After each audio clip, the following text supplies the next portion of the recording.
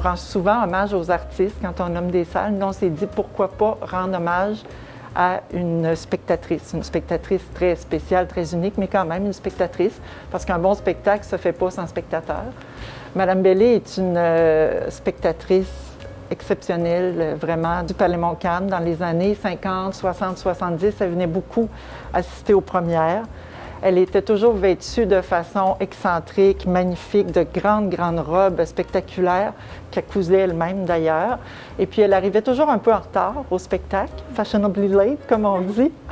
Et puis les gens savaient qu'elle allait être là, donc les éclairagistes braquaient le projecteur sur elle pour qu'elle descende l'allée. Et puis on raconte même que Jacques Brel, un soir, a attendu, il était sur scène, et a attendu que Mme Bellé arrive avant de commencer le spectacle. Et puis quand elle était assise, évidemment tout le monde applaudissait Mme Bellé. Il a dit « Maintenant, on peut commencer ».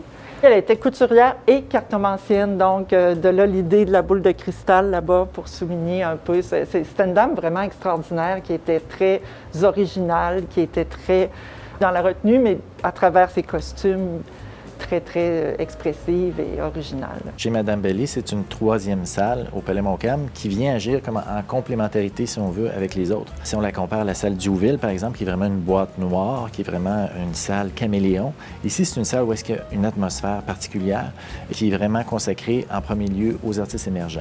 Donc, c'est ce qu'on veut faire. On veut que les artistes émergents puissent avoir un lieu, un endroit pour se faire entendre. Il va y avoir une portion de la programmation qui va être en complémentarité avec ce qui va se passer dans la grande salle. Par exemple, dans la salle Raoul Jobin. Donc, si un artiste jazz est programmé dans la grande salle, à la fin du spectacle, les gens vont sortir et ils vont découvrir un artiste émergent qui va se produire ici. Donc, c'est une façon d'apporter un public aux artistes émergents. Et en plus de ces spectacles-là, il va y avoir finalement des spectacles qui vont être indépendants.